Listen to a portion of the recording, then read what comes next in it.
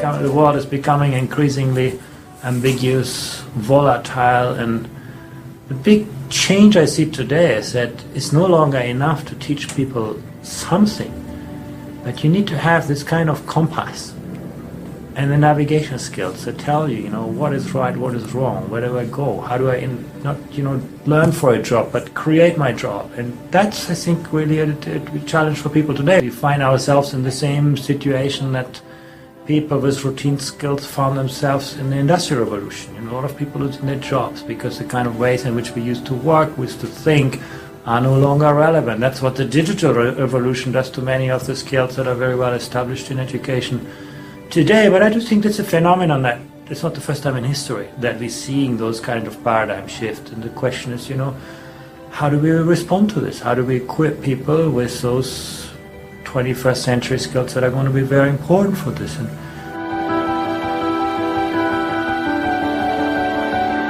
innovation is no longer about you being great in your field of specialization, inventing something, doing it. It's about you being able to connect the dots between, people working in different fields, thinking across disciplines, thinking across contexts, connecting the dots where the next innovation is going to come from. So in a way, I think, and that's the fundamental flaw that we have in our education systems today, because, everybody talks about social skills, but at the end of the year, we give students an individual certificate. So the whole focus is on, what I need to know. And that's very important, but we need to sort of put greater attention on the other parts. And therefore, the economic success today is very much about you being able to collaborate, compete, and connect with people who are different from you.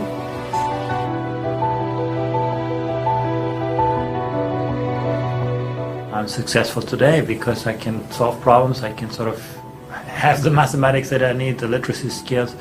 But those other parts probably, they have a longer shelf life. And if you think about curiosity, leadership, resilience, empathy. In the past, it was about building relationships with your family, with your kind of relatives, with the kind of networks that actually support you.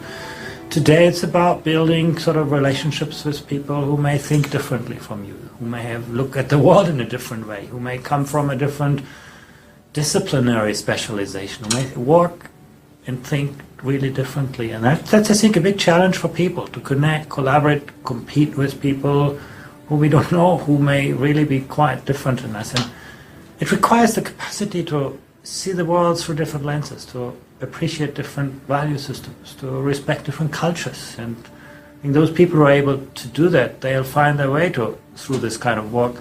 Those people who struggle with this, they see the world as, threatening them. They see globalization as coming to them rather than them being part of it. And the key differentiator of a great school isn't about better math and science. It's very much about those kinds of character skills. So good institutions do that. The question is how you can make that success systemic, how you can make that kind of education that traditionally is reserved for a small elite becomes accessible to all.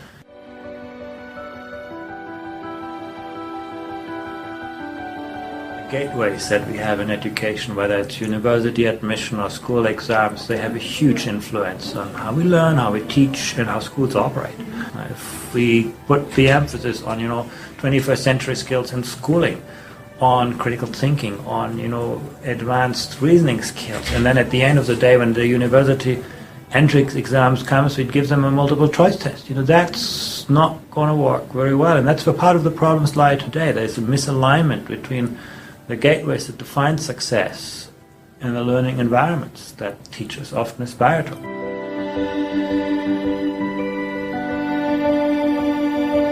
We have to acknowledge that the gap between what our societies and economies demand and what schools provide is actually becoming wider at these times. The model of the concept, the model of schooling that we use isn't responding fast enough to the changes that occur. While the people at the front line, your teachers, unions, actually will tell you the opposite. They say, well, stop, it's going too fast. Actually, we need to move a lot faster on this.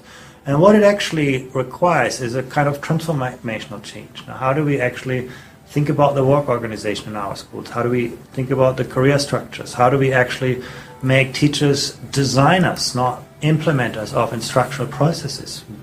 Like many other professions have done, We need to get the process of, development of the instructional system, of the evaluation processes. We need to get a lot more of that into the schools from sort of higher levels in the systems. Get a lot more responsibility for professional standards to the front line, and that's a hard process to do. But only if you don't get teachers at the front line to understand the 21st century skills at children and the why and the how of why, it's not only knowledge, it's not only metacognition, not only skills, it's character and all of this. If teachers don't sort of see that importance, and if they don't have access to the tools they need to develop those skills, you can have the best education system and it will make a very sort of idiosyncratic impact only.